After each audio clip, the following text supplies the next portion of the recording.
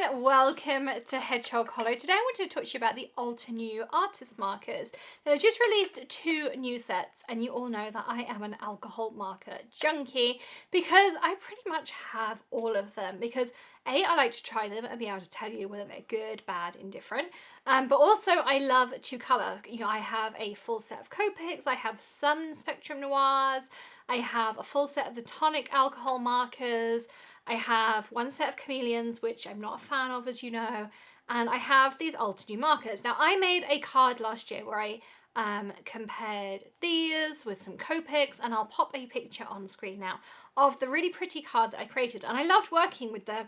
And I also made a really pretty Instagram post with my favourite cup of tea that I was drinking at the time because, hey, I'm British and I drink tea. I couldn't get more British if I tried. So, but they just released 2 more sets, which I know have been coming for quite a while, and so I was excited to be able to purchase them. Again, something I've purchased with my own money, so I have no vested interest in whether you like them or whether you purchase them. Of course, we have added some affiliate links in that video description for you. You can check that out below, but I have purchased these, so they weren't provided to me by Altenew. These are my opinions on what I think. So, A, B, and C that I have here are the original sets that have been out for a while, and then they've released the primary essentials here, which I guess is kind of set D, and then we have set E. They've also just released a colourless blender. I have not played with this colourless blender or these new sets at all. So let's play with them together. I'm going to move them to the side because I know Greg does not like these white things at all. I always get told off for having too much white. I'm going to use this Altenew Happy Blooms stamp set that I've had for a while. Of course, it's remained uninked. I have my Misty here with my favourite new sticky sheets, and you've all heard about my sticky grids. They're kind of out of stock of everywhere. I found 1 or 2 places that have them. I'll make sure I link anywhere I can find them, but also Alan has an out of stock notification, as does scrapbook.com, so you'll want to check that out as well. I'll pop again that in the video description, hop on over, and then as soon as they get them in, you'll want them, because I buy the Misty mouse pad. You can see now my card is on here and that's stuck to that sticky grid. It's going nowhere, and if it does move, I just put my mouse pad back in and my sticky grid holds my paper in the same place. Now I'm trying to carefully remove this new stamp. I don't want it to tear. It's a big photopolymer. So I'm going to put this sideways onto my card front piece, and this is on the Tonic Ultra Smooth cardstock. Now I like working with this. It kind of has a slight coating on it, which is really nice to work with alcohol markers. They designed it to work with their alcohol markers, so hence it works with all of them. Now the other thing you're going to find out about my love of sticky grids is, you know how when we have a new photopolymer it sticks to your cardstock like this? Well, of course, if my cardstock had been in the middle and I'd had my magnets on there, oh yeah, no more magnets breaking, no more having to replace my magnets. My sticky grid does everything. But when I now put that back in, my cardstock would have been exactly in the center if that's where I'd had it, because my sticky grid holds it in place. So you need sticky grids in your life. As I say, I'll put anywhere that I can find them in stock, and otherwise I'll put places that do have the in-stock notifications so you can get emailed when they're back in stock. I'm going to start with the Gina K Amalgam ink. Now, you know that I love my inks. I have a whole top drawer of different black inks. I've even done a whole video on what black ink do you use and what are my favourites. So, at the minute, my favourites are either the Gina K Amalgam or the My Favourite Things Extreme Black. And really, quite honestly, it's a toss-up as to which one I use. They're both right at the front of my top drawer at the moment, and whichever one I kind of grab first is my favourite. This one I grabbed first today, so we're going with the Amalgam. So I'm going to start inking this up. This is a brand new photopolymer, so I'm likely to have to stamp it out more than once. So I'm just going to ink this up. The one thing I like about Gina's pads, and sometimes other companies, and I have had this with the Extreme Black when I first got it, was it was a little bit over inked, whereas the Amalgam was not. It had the perfect amount of ink on it. So I got those kind of like really thick splodgy areas. I have not had that at all with the Amalgam ink. So if you haven't seen a stamp positioner before, what it means is I can stamp out my image, but you see there's a brand new photo polymer, which sometimes can be a little bit funny, and I have a really, really good impression on there. Now I want it to be slightly stronger, so I'm going to stamp it twice, but that's just a personal preference thing. And it also gives me a chance to show you why stamp positioners are so amazing. Because I've now inked it up, I flip it over for a second time, I press down, I lift up, and you can see my stamp was exactly the same place. I can do that as many times as I need to. It also means I could put another piece of cardstock back in this L over here, stamp it out as many times as I want, and every single one would be exactly the same. Now when I'm ready, I'm done. I just curve my mouse pad slightly, it comes off my sticky grid. I peel away my cardstock like this, and you can see I am ready to go.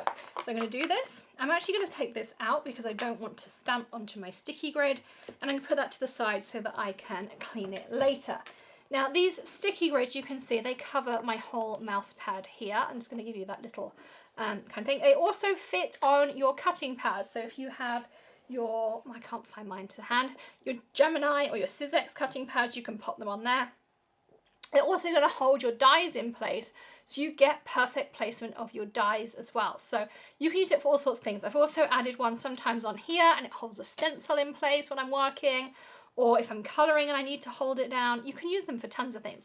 If you need to hold something down and you want just a light tack and you don't want anything to stick or tear, you want to be using these sticky grids. You can cut them down as well, you don't have to use them full size, but the full size is perfect for the original size Misty, and then you can cut them down if you have the mini Misty, or you can use multiples if you have a memory Misty. So there is my favourite tool of the moment.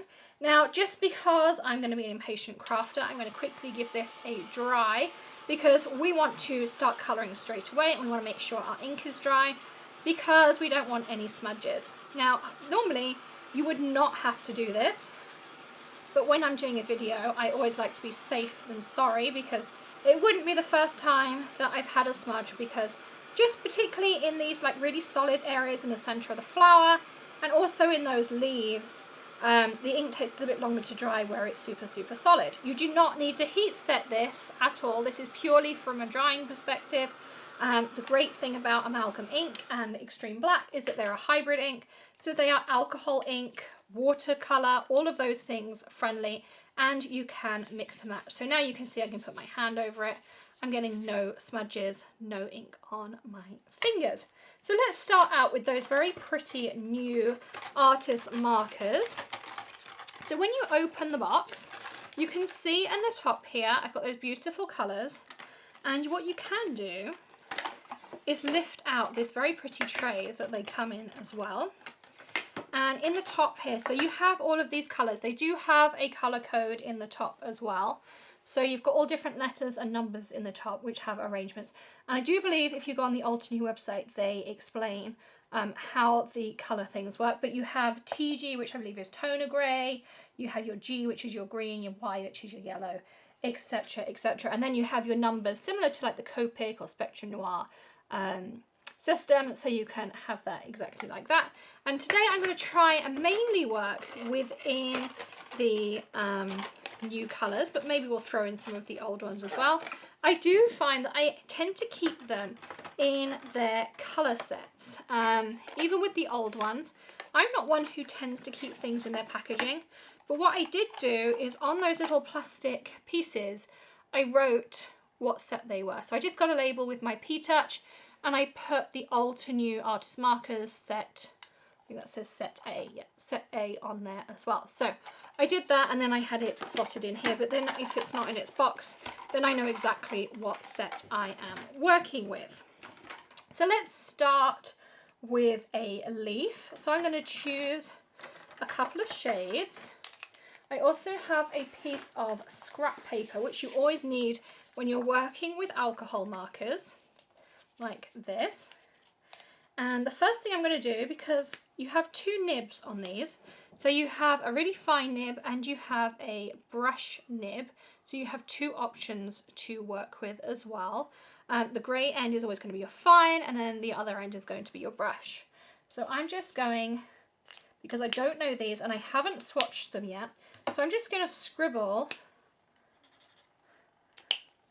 on my scrap paper my different shades of green.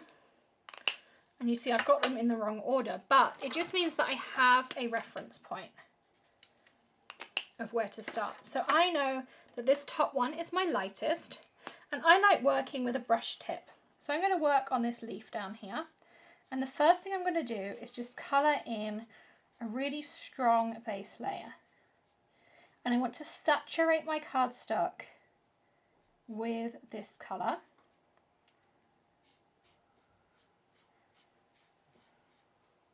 And so you're going to colour until this looks really flat. You don't want any different shades in this yet.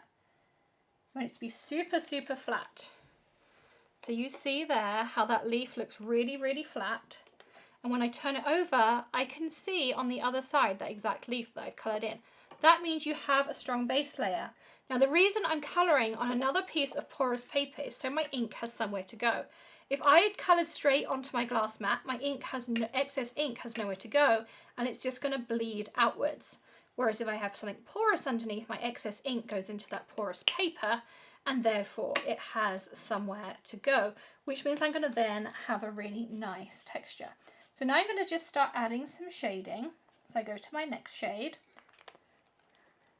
and then I go back to my lighter shade. I'm just going to complete the leaf, and then I'll show you how it looks. And then I go to my darker one.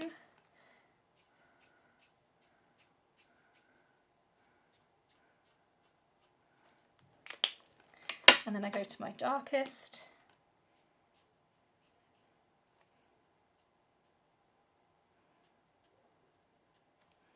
And then I go back through them again. So I've gone from my dark, and then I go to my next. So I go slightly lighter. And this is how we fade back out to that lightest.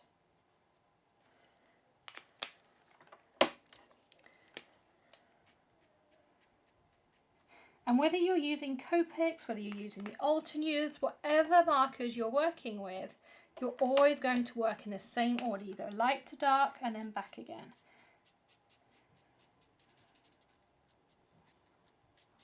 And that means you're going to get a perfect blend. You don't get anything streaky.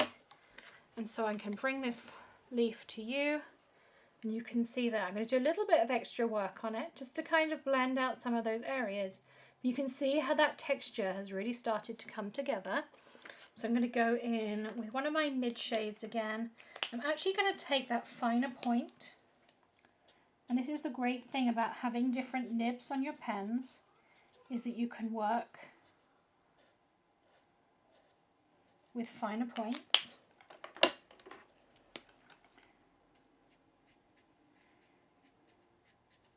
So again, I'm just going over, and then I'm going back through my shades. Always go back through, blend out those colours. So I'm much happier with that leaf now. So again, I'm going to bring it back so you can see. And so you can see I've got really, really pretty shading into that leaf. Exactly the same is going to apply. We're going to do that big flower in the front. So I'm going to show you exactly the same way. And I'm going to choose a set that has some really pretty flower shades in it. I'm just looking through my different sets here. I think I'm going to go with set C because this has some really pretty pinks in it. And so I'm going to pick out those 4, 5, 6 pinks. Again, I'm going to just scribble on the edge. I'm going to go from what I think is the lightest. Then I just lay my pens next to the shade. So if you don't have a swatch system, or maybe you're doing it on the go, this is just a really easy way to make sure you know what colour you're laying down. Or if you're a lazy crafter like me, and maybe it's just easier to do it this way.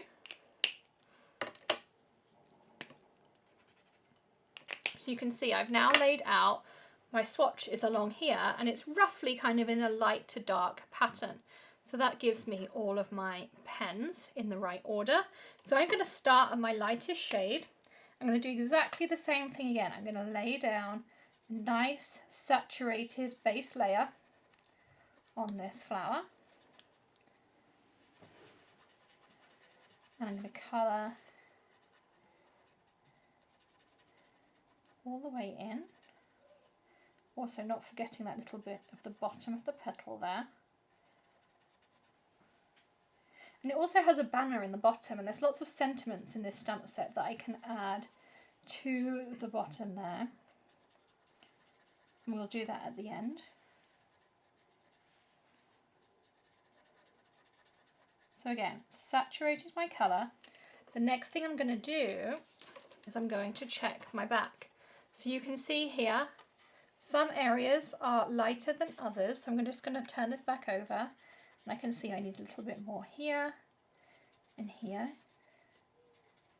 And I'm not looking for any different lights and darks at this point. I'm just looking for a nice even base.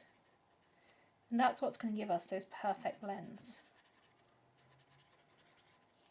So again, I'm going to look there. You can now see I have that perfect flower on the back and on the front. So that's our first layer. Now we're going to start with our next shade. I actually think I have these two slightly the wrong way around, so I'm going to skip backwards and forwards. And now we're going to flick from the centre of our flower. Again, don't think you have to keep your piece of paper in the same place. Rotate as you work around, because it's really hard to flick in some directions. And one thing I really noticed, I have an alcohol skill builder. You'll see that linked in that top right hand corner. And there's a whole playlist there reviewing different markers, different techniques. And one of the biggest things I teach are flicking techniques, which is how you lay your brush and you flick. And not only can you create awesome grass by doing this, it's also how you create really, really nice, smooth colouring. And so what I'm going to do is I'm just going to go through adding flicks from the centre outwards, and I add less and less. So my flicks get shorter and shorter the darker my colour gets. And the way I control those flicks getting shorter is my pen stands up taller and taller.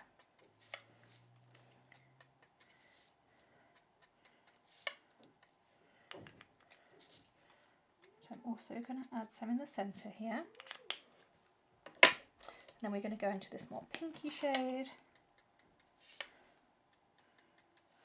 And I'm going to save those really dark pinks for one of the other flowers because I want to have a pink rose. So this kind of rosy pink is going to be my darker shade in this flower here.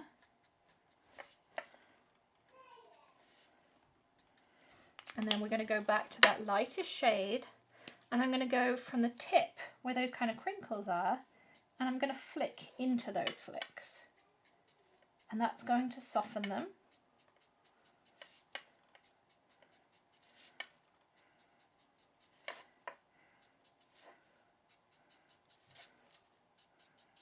Now the other thing you want to do is, this stamp is not probably the best one to show you on, but when you're colouring a stamp, quite often you'll notice that the stamp designer has really given you some cues as to where your shading will be. If you have lots of cross-hatching in your stamp, that's a cue from the stamp designer that that's where your shading should be darker. So you really kind of, if you find that there's like lots of cross-hatching, or the designer's put lots of shading in, the designer's giving you a cue that when you do your colouring, you're going to want to put lots of shading in. Now the other thing I'm doing here is there's some little like crinkles on the edge of my petals. I'm going in with my marker and I'm doing little flicks on each of the tip of the crinkle. And then again, I'm going to go back with my lightest shade and I'm softening. Because if you look at a flower, there's no like really sharp lines or anything like that. It's all really, really soft.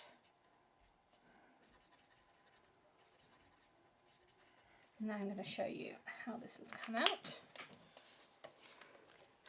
And so here you can see that's my centre flower.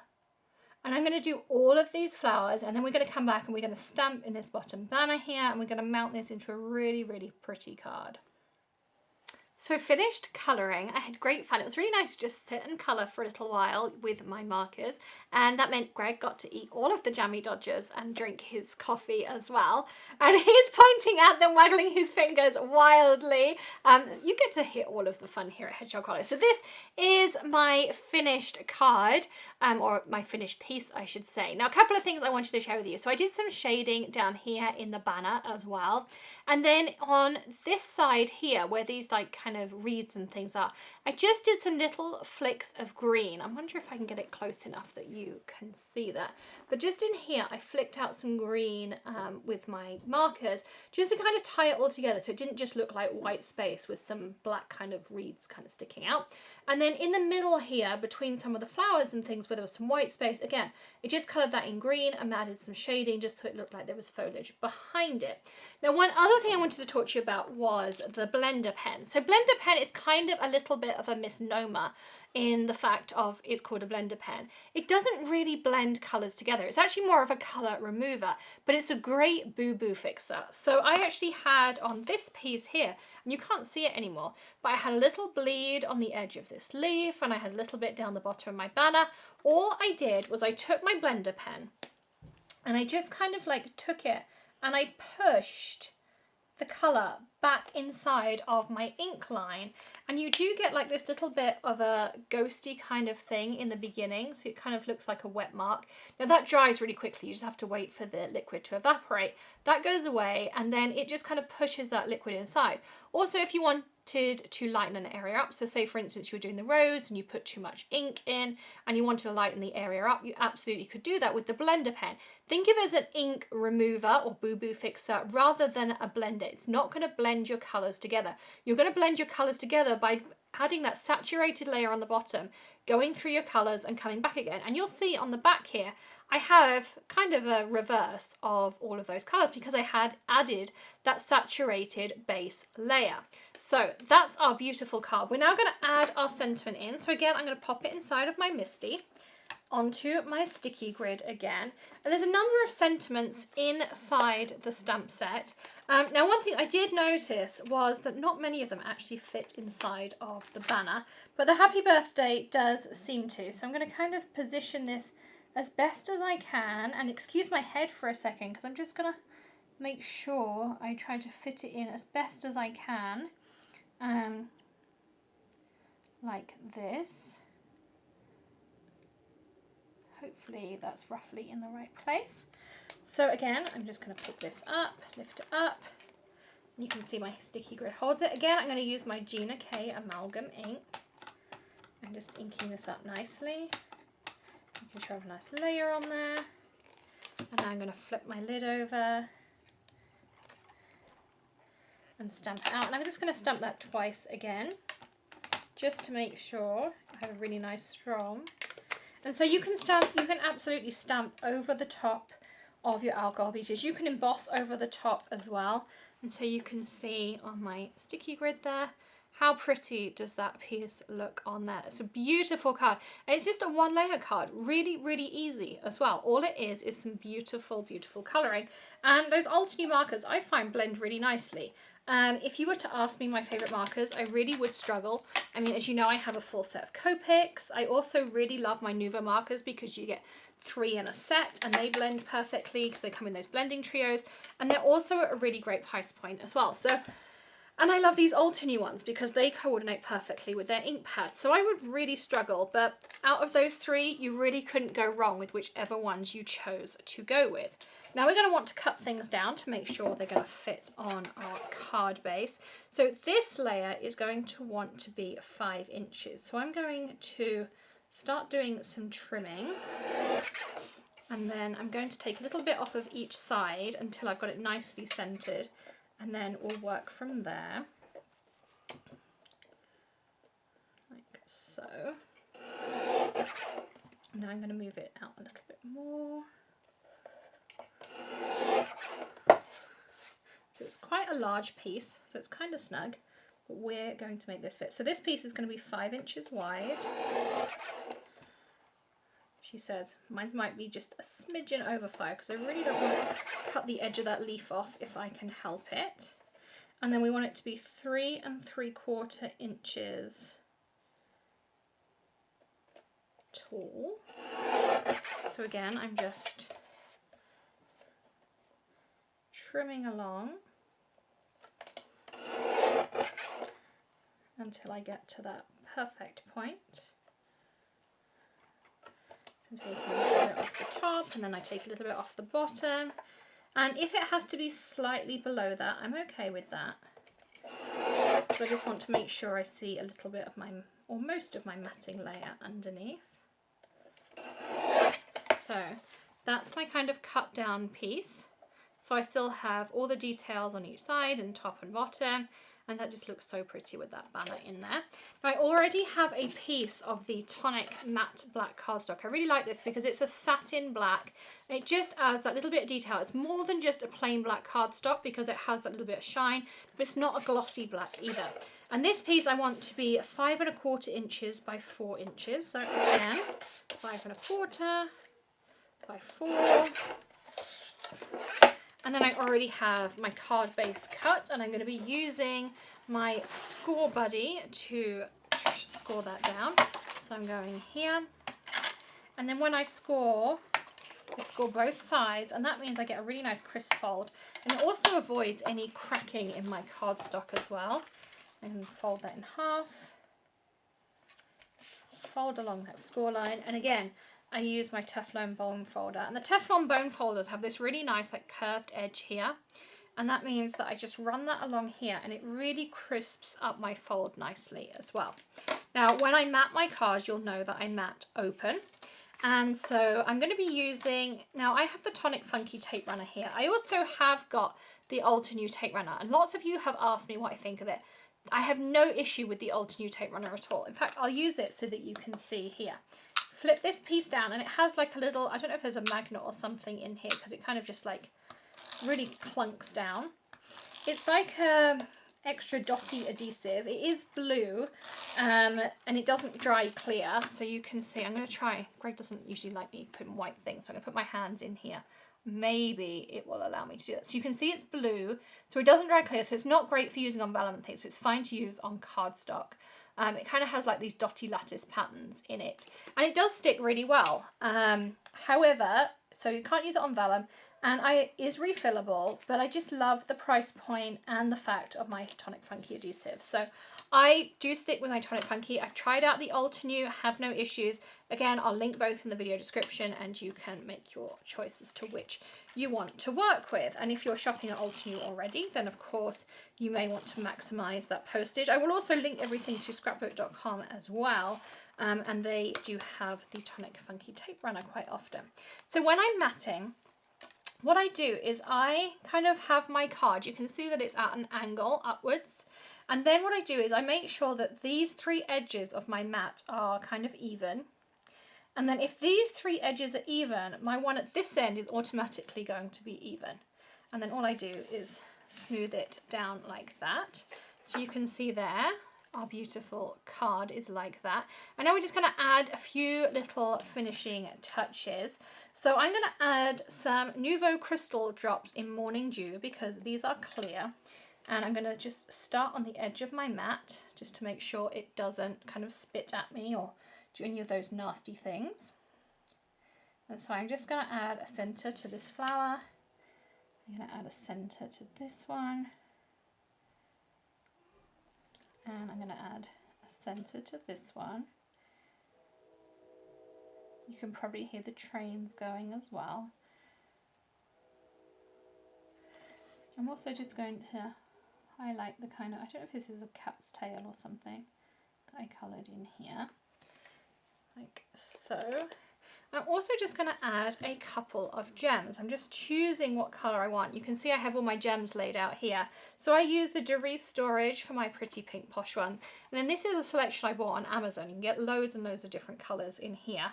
I think I'm going to go with these copper ones. So these are pretty pink Posh. These are called Espresso. And I will show you how I work with gems.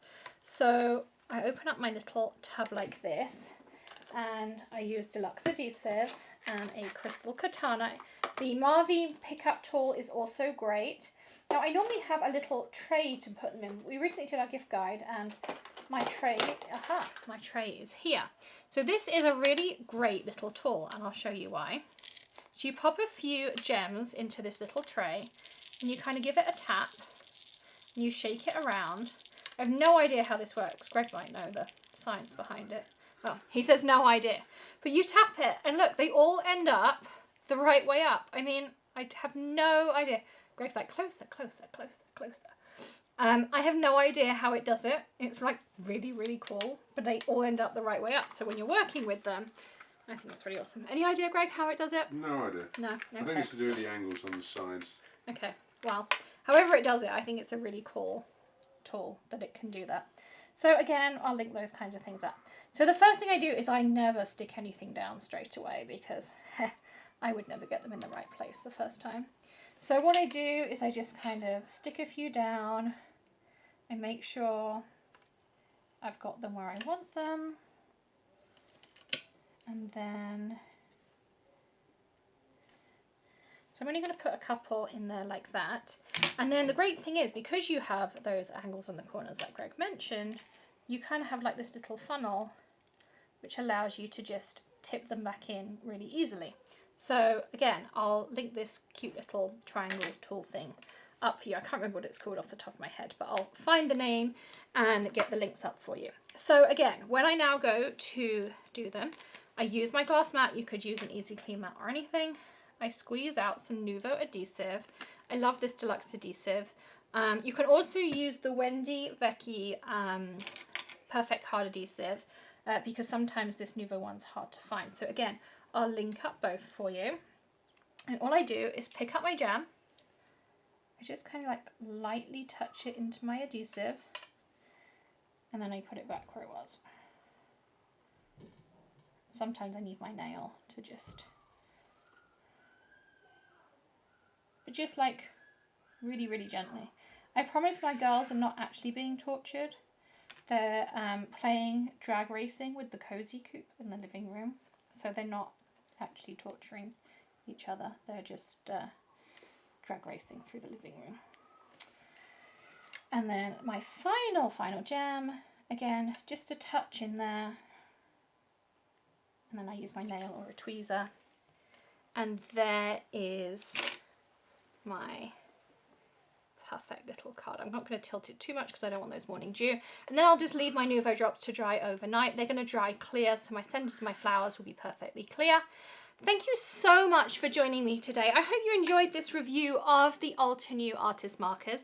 Obviously, everything, as usual, is linked in that video description below. Don't forget to hit that subscribe button and ring the bell because, if you haven't heard already, we are the official media partner for Creativation 2019. Lots of behind-the-scenes news, first on the show floor to show you all those new products from your favourite companies. And of course, there'll be lots of coverage before, during, and after Creativation as well. And we have some fab new things coming for you as well. Plus lots more technique, tutorials, and product reviews coming your way soon too. And don't forget to give us a thumbs up if you enjoyed today's video as well. Thank you so much for joining us. We'll see you again soon. Happy stamping. Bye.